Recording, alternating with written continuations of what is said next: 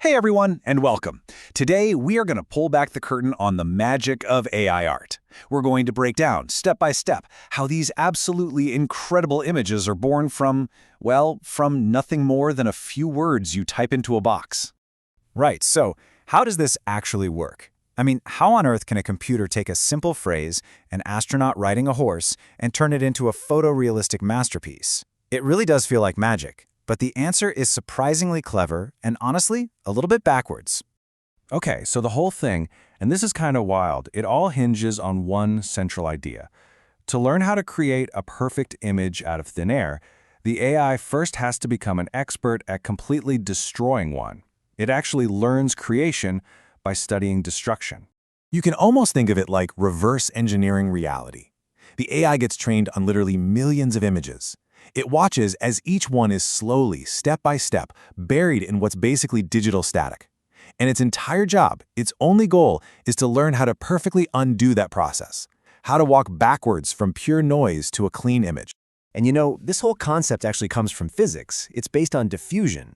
Think about a puff of smoke in a room. It starts out concentrated, and then it spreads out. It diffuses until it's just a random chaotic cloud.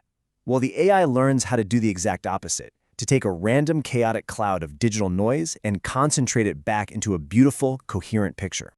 All right, so here's the key. This isn't just one magic step. It's actually more like a carefully choreographed two-part dance. You have a process of adding noise, and then, the really important part, a process of denoising. Let's dig into that. So on one hand, you've got what's called the forward process. This is the easy part. Seriously, it's just destruction. It's a fixed, totally predictable set of steps where noise is added to an image until there's nothing left. But then you get the reverse process. And this, my friends, is where all the magic happens. This is what the AI has to learn. It takes that pure static, and with our text prompt as its guide, it meticulously, step by step, removes the noise to reveal something brand new. So if we were to lay it out, it's super simple. Step 1. Forward diffusion. That's just a simple destructive process. Step 2, reverse diffusion. That's the creative part, the part the AI has to learn. All that training, all that computing power, it's all focused on making the AI an absolute grandmaster at step 2. Okay, so we know the how, this whole destroy and rebuild thing. But what is the who? What's the actual machine doing the painting? Well, models like Stable Diffusion aren't just one single thing. They're more like a band, with 3 core members working in perfect harmony. Let's meet the dream team, shall we? You've got the Variational Autoencoder, or VAE for short. Then you have the UNET, and finally the Text Encoder. Each one has a very specific and absolutely critical job to do. First up, we have the VAE. Now, think of this guy as the ultimate efficiency expert. It's an image compressor. It takes a massive, high-resolution image and squishes it down into a tiny, much more manageable data package, what's called a latent version.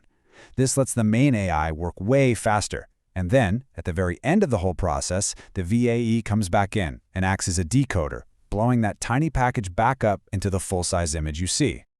All right, now, meet the absolute heart of this whole operation, the UNET. This is the brain. For every single step in that reverse process, the UNET looks at the noisy image and our text instructions, and its entire job is to predict what the noise looks like. Not the final picture, just the noise that it needs to subtract for that one little step. It's built in a special way that lets it see both the big picture and the tiny details at the same time, which is what makes it so good at its job. And finally, you gotta ask, how does this UNET even know what we're asking for? How does it understand a dog wearing a hat? Well, that's the job of the text encoder. It's a prompt interpreter. It takes our words and translates them into a language the UNET can actually understand, a string of numbers called an embedding. That embedding is the mathematical instruction manual that guides the UNET through the entire denoising process. So you've got your compressor, you've got your noise predictor, and you've got your prompt interpreter. You put all 3 of them together, and what you get is way more than just a picture generator. You get this incredible toolkit for creativity. Yeah, it's not just about typing words and getting a picture back. No, you can take an existing image and completely change it with a prompt. You can seamlessly remove something from a photo and replace it with something else. You can even expand a photo, creating parts of the world that were never there. You can even teach the AI a brand new style or object with just a few of your own photos. It's this incredibly flexible, powerful system. But look, whenever you have a technology this powerful, this disruptive, it's going to come with some huge questions, right? We have to talk about the data, the ethics, and what this all means for the future of art itself. So let's talk scale for a second.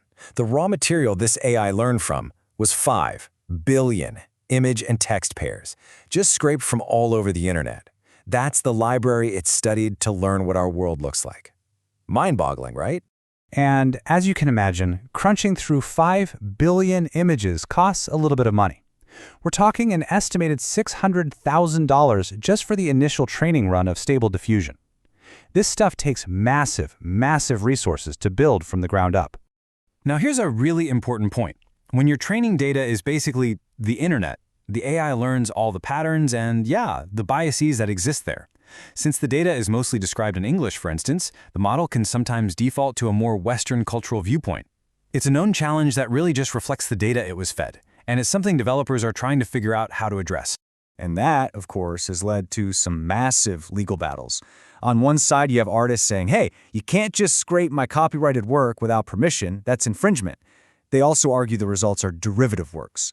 But then the AI companies come back and say, hold on, this is fair use. We're not storing copies. The AI is just learning from them, the same way a human art student would study the great masters.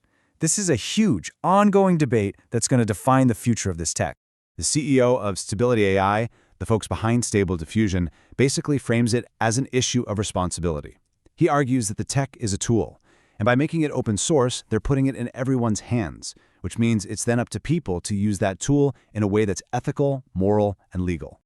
So there you have it. We've gone from total chaos to incredible creation.